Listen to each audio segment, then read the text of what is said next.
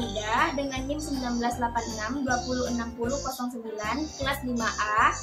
Di sini saya akan membacakan rancangan pelaksanaan pembelajaran kelas 5 tema 4 subtema 1 pembelajaran 1. Kompetensi dasar dan indikatornya. Yang pertama tentang IPA 3.4 menjelaskan organ peredaran darah dan fungsinya pada hewan dan manusia serta cara memelihara kesehatan organ peredaran darah manusia. Yang kedua 4.4 menyajikan karya tentang organ peredaran darah dan manusia. Dan indikatornya 3.4.1 menyebutkan peredaran darah dan fungsinya pada manusia. Yang kedua 4.4.1 membuat gambar organ peredaran darah pada manusia. Pada muatan bahasa Indonesia, kompetensi yang pertama 3.6 menggali isi dan amanat pantun yang disajikan secara lisan dan tulis dengan tujuan untuk kesenangan. Kompetensi yang kedua 4.6 melisankan pantun hasil karya pribadi dengan lafal, intonasi, dan ekspresi yang tepat sebagai bentuk ungkapan diri. Dan indikatornya 3.6.1 menyebutkan bagian-bagian dan ciri-ciri pantun. Indikator kedua 4.6.1 membuat pantun, membaca pantun, dan menyebutkan unsur-unsur yang ada pada pantun. Adapun pendekatan, metode, dan model pembelajaran yang saya gunakan yaitu pendekatan kooperatif. Pendekatan kooperatif merupakan pembelajaran yang dilakukan dengan cara mengelompokkan siswa ke dalam kelompok-kelompok kecil yang anggotanya terdiri dari berbagai unsur siswa yang heterogen untuk bekerja sama secara terarah dalam sebuah tim untuk menyelesaikan masalah, tugas, atau mengerjakan sesuatu dalam mencapai tujuan bersama. Dan model yang saya gunakan, reasoning and problem solving, yang mana artinya yaitu model dengan upaya individu atau kelompok untuk menemukan jawaban berdasarkan pengetahuan, pemahaman, keterampilan yang telah dimiliki sebelumnya. Jadi, kemampuan pemecahan masalah dapat diwujudkan melalui kemampuan reasoning. Dan metode yang saya gunakan, diskusi, tanya jawab, dan penugasan. Adapun kegiatan pembelajarannya terbagi 3. Yang pertama, pembukaan, inti, dan penutup. Pada pembukaan, kelas dimulai dengan salam, menanyakan kabar, mengecek kehadiran, dan membaca doa bersama. Langkah yang kedua, menyanyikan lagu Garuda Pancasila atau lagu nasional lainnya. Guru memberikan penguatan tentang pentingnya menanamkan semangat nasionalisme. Yang ketiga, guru menyampaikan materi dan tujuan pembelajaran hari ini. Selanjutnya, kegiatan inti. Pada kegiatan inti ini, guru mengondisikan siswa secara klasikal dengan meminta salah satu siswa membacakan pantun pada buku siswa dengan suara nyaring. Yang kedua, guru mengajukan pertanyaan, apa isi pantun yang dibacakan temanmu? Yang ketiga, siswa mengembangkan jawaban mengenai isi pantun yang dibacakan temannya secara mandiri dalam kaitannya dengan pentingnya menjaga kesehatan tubuh. Yang keempat, guru meminta siswa untuk mengamati gambar peredaran darah pada manusia. Langkah keempat, guru meminta siswa untuk mengamati gambar peredaran darah pada manusia. Yang kelima, guru mengajukan pertanyaan, apa saja bagian-bagian jantung yang tampak pada gambar.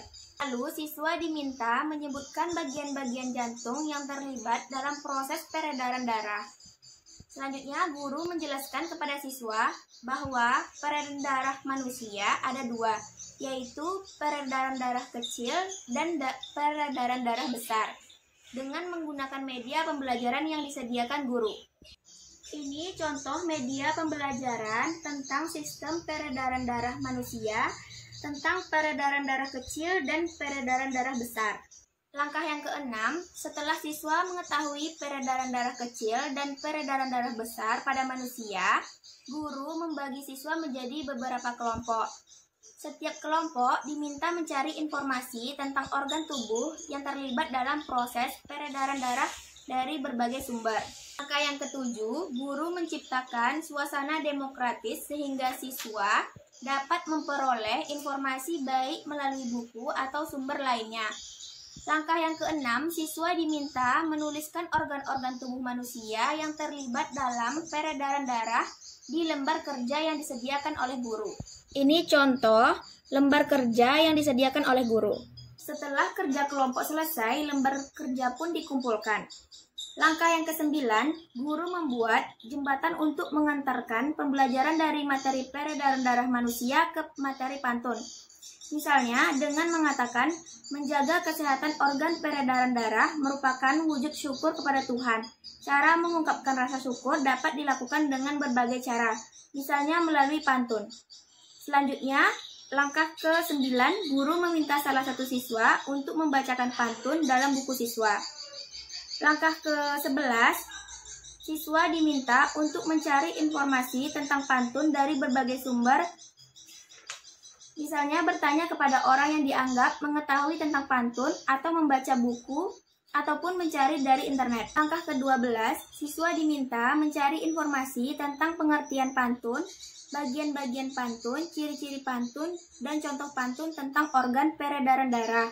Siswa menuangkan informasi yang didapat dengan menuliskan pada lembar kerja yang sudah disiapkan guru. Contoh lembar kerja yang disiapkan seperti ini.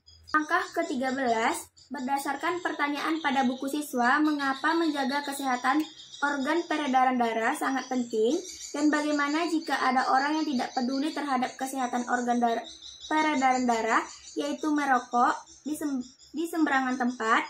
Secara mandiri, siswa diminta untuk mengemukakan pendapatnya berdasarkan pemahaman yang sudah didapatkannya selama kegiatan pembelajaran berlangsung.